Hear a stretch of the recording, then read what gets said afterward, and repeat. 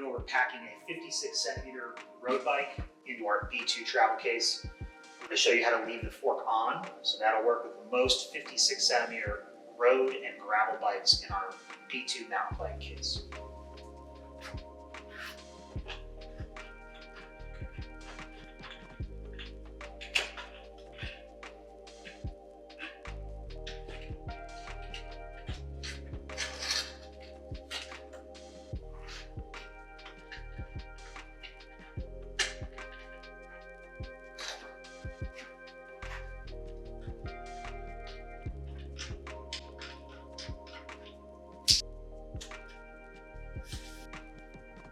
All right, first trick, if you've got electronic shifting, you can take your battery cable, take that seat collar off, pass the wire through the cutout in your frame's tubing, and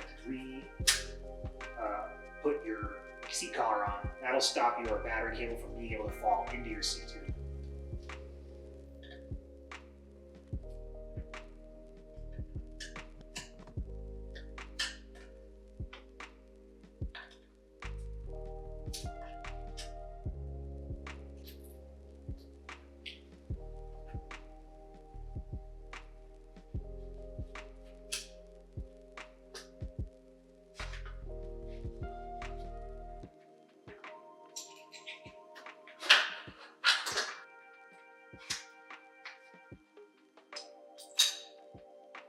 Alright, so if you were taking your fork off, good practice to take your bearings out of the headset if they come in freely, and also replace on any spacers and your top cap. Now, you'll find that this changes with different bikes, especially when it's a rim brake versus hydraulic or if it's internally routed.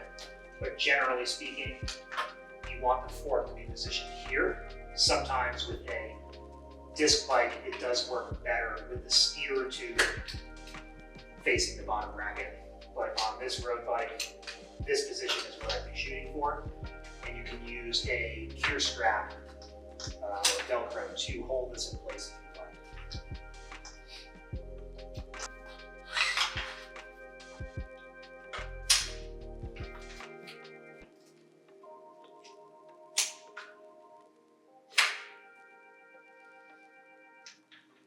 On most 56cm road and gravel bikes, you can leave the fork on, so I'm just retightening this screw here. One thing to note is, depending on the wheelbase of your bike, sometimes the fork can be rotated 180, and that'll shorten that length and can make it easier to fit inside your bike. When it comes to positioning your handlebars, there's not a one-size-fits-all approach. It really depends on the size and shape of your bars, length of stem, as well as length of cables, whether it's electronic, hydraulic, and how it routes out of the bars and into the bike. With my bike, I have electronic and one rear brake cable. So generally speaking, my bars don't fit as well if I wrap this brake cable around the head tube. So my bike works best with the bars on the drive side. And once you sort of play around and feel the resistance depending on the side, you can also try twisting your bars to see which one fits best. And so for me, a half twist like that allows me to get my bars right up against the frame. The stem is not protruding past the fork, and also my hoods are fitting fairly flush with my top tube. Again, once in this position, you can use a gear strap to hold it in place.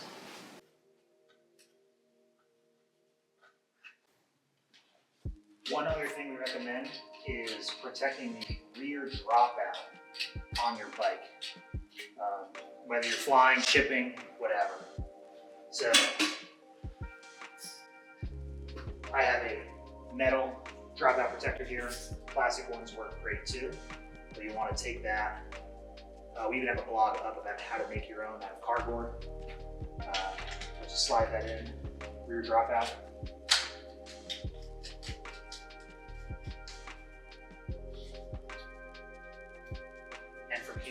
we're ready to apply our frame protection kit.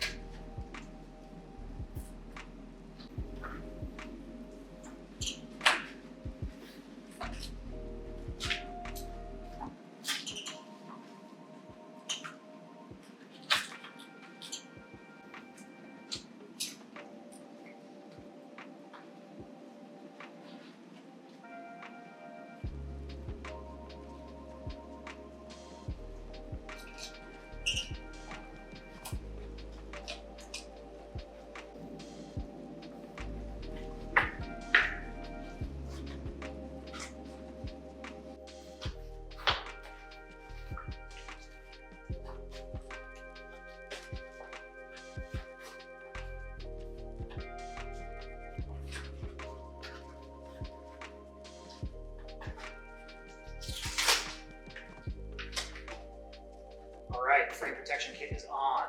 Next step, all B2s come with 2 padded wheel bags.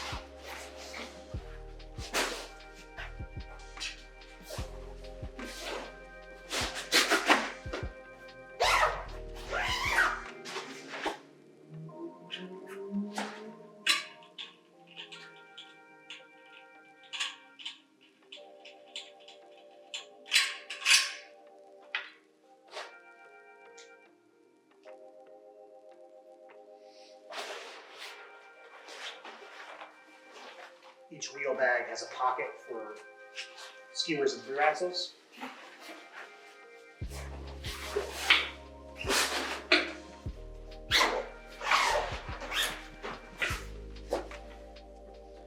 All right, so first things, these pockets on either side of the case are great for tools, pedals, disc rotors.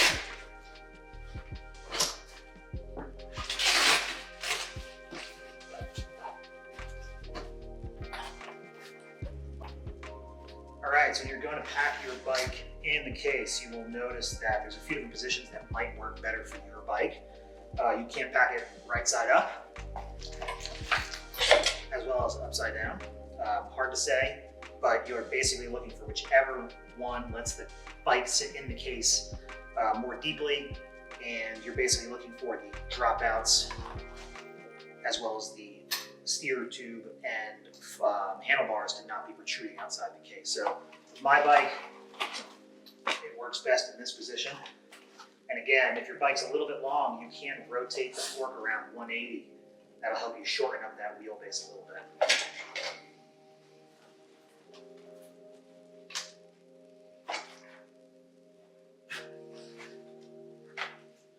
Seat post goes in the bottom of the case.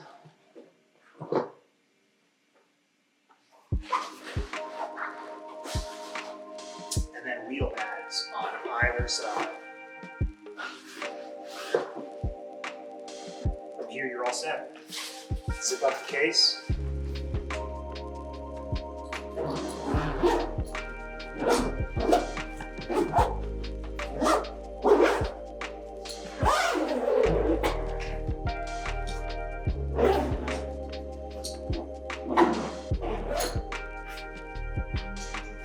Compression straps.